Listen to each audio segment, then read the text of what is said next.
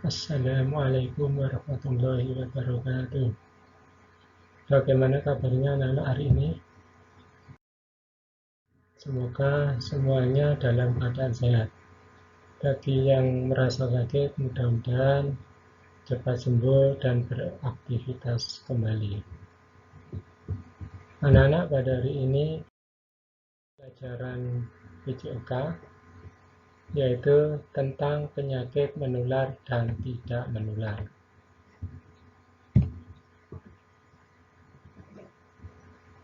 Tujuan dari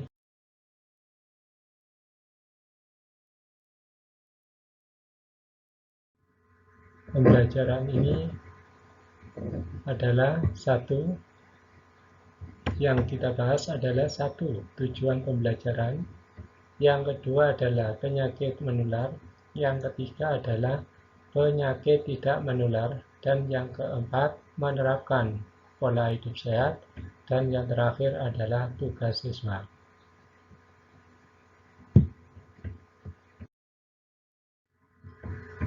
Tujuan pembelajaran yang diharapkan pada siswa adalah bisa menjelaskan contoh penyakit menular beserta gejalanya. Yang kedua, agar siswa dapat menjelaskan contoh penyakit tidak menular beserta gejalanya. Yang ketiga adalah supaya siswa dapat menjelaskan pola hidup sehat agar terhindar dari penyakit. Yang keempat adalah diharapkan siswa dapat menerapkan upaya penjagaan penyakit dan tidak menular. Dan yang kelima adalah siswa dapat mempraktekkan pola hidup sehat agar terhindar dari penyakit. Kemudian kita bahas satu persatu, yaitu contoh-contoh dari penyakit menular. Antara lain yaitu influenza. Influenza ini sering disebut dengan penyakit flu yang disebabkan oleh virus influenza. Penyakit ini menyerang saluran pernapasan. Penularan dapat terjadi melalui udara saat penderita bersin dan batuk. Gejala penyakit ini meliputi batuk, bersin, demam, sakit kepala, dan hidung tersumbat. Contoh yang kedua, penyakit menular, yaitu penyakit kulit. Di sini ada beberapa contoh dari penyakit kulit, antara lain 1. Kudis. Kudis atau dengan istilah lainnya, stafis, disebabkan oleh tungau kecil yang masuk ke lapisan kulit yang menyebabkan rasa gatal dan ruam di kulit dan diobati dengan salep. Yaitu adalah contoh gambar dari yang pada kulit, yaitu yang kena penyakit kudis. Yang kedua dari penyakit kulit yaitu kadas atau kurap. Ini sama, yaitu menyerang pada bagian kulit.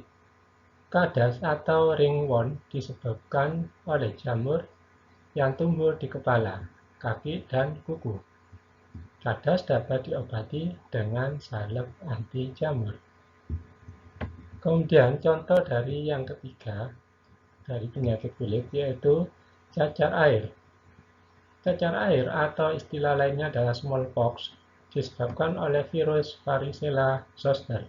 Penderita mengalami demam tinggi 1-2 hari dan muncul ruam pada kulit. Cacar diobati dengan bedak galamin untuk mengurangi rasa gatal. Kemudian penyakit menular lainnya yang ketiga yaitu demam dengue. Demam dengue ini adalah disebabkan oleh virus demam dengue melalui gigitan nyamuk Aedes aegypti. Saat terjangkit penyakit ini akan merasakan demam tinggi dan disertai flu. Gejalanya muncul bintik-bintik merah di kulit, muntah, keluar darah dari hidung dan gusi. Ini adalah contoh nyamuk Aedes aegypti. Yang keempat yaitu penyakit malaria. Penyakit ini diakibatkan gigitan nyamuk Anopheles. Setelah 1 sampai 2 minggu terjadi gigitan, penderita mengalami demam, berkeringat, muntah, sakit kepala, diare, dan nyeri otot. Ini adalah contoh dari nyamuk Anopheles. Kemudian contoh dari penyakit menular yaitu diare. Penyakit ini menyerang saluran pencernaan. Penderita akan mengalami sakit dan sering buang air besar. Penyebabnya mengkonsumsi makanan atau minuman yang terkontaminasi bakteri, virus, atau parasit. Nah, ini adalah contoh anak sekolah jajan di tempat sembarangan atau di depan sekolahan yang sering kita jumpai. Ya, untuk itu anak-anak hindari makan makanan yang seperti itu, yang makanan tidak sehat, biar semuanya terhindar dari penyakit diare. Kemudian untuk lanjutannya adalah contoh-contoh penyakit yang tidak menular. 1. Contohnya adalah sariawan. Sariawan adalah infeksi pada gusi, bibir bagian dalam, langit-langit mulut, atau lidah karena jamur, Candida albicans. Timbulnya penyakit antara lain mengkonsumsi makanan atau minuman panas, tergigit kekurangan vitamin C dan zat besi, kebersihan mulut dan gigi, tidak terjaga, kondisi tubuh yang kurang fit. Ya, ini adalah contoh atau gambar yang kena dari penyakit sariawan yang biasanya pada bibir, ya, dalamnya bibir. Yang kedua yaitu mimisan. Penyebabnya adalah pembuluh darah pada anak-anak belum kuat sehingga mudah pecah dan terjadilah mimisan.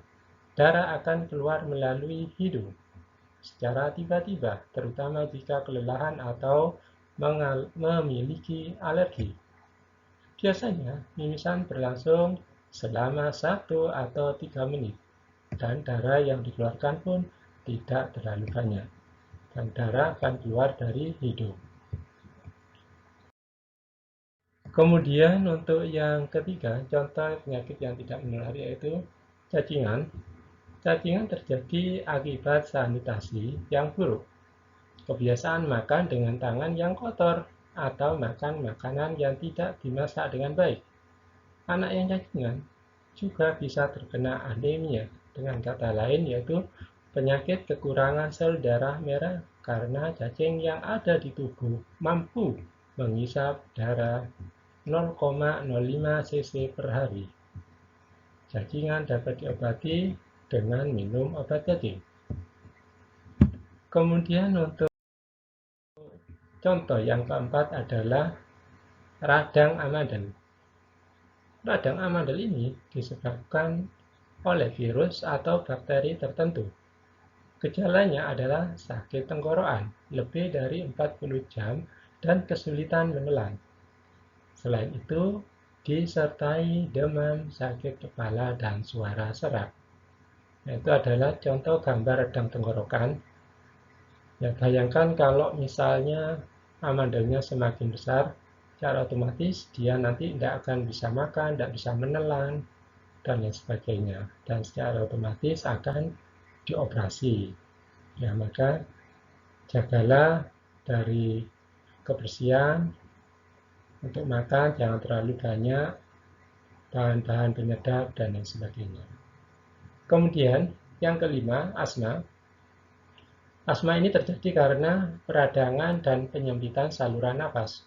Biasanya anak yang mengidap asma sering batuk dan disertai sesak nafas. Nah, itu adalah gambar anak yang kena penyakit asma, yaitu menghirup oksigen. Kemudian lanjutan dari materi ini adalah menerapkan pola hidup sehat agar terhindar dari penyakit. Antara lain yaitu mengatur pola makan, yang biasanya makan sehari 3 kali, sarapan, makan siang, kemudian malam atau sore. Sesuaikan dengan porsi, dan dengan istilah lainnya untuk sekarang adalah makanan yang seimbang. nasinya cukup, kemudian lauk pauknya cukup, sayurnya cukup, kemudian disertai dengan minum susu.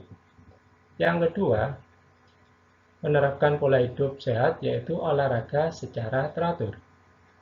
Kita lakukan olahraga secara teratur, ya paling tidak adalah kurang lebih 1 jam setiap hari, supaya badan tetap sehat. Kemudian yang ketiga, istirahat yang cukup.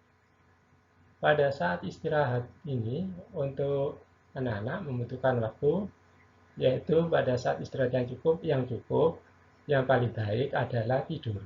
Yang dibutuhkan anak-anak adalah antara 6-8 jam. Kemudian yang keempat, menciptakan kebersihan lingkungan. Caranya gimana? Yaitu buanglah sampah pada tempatnya.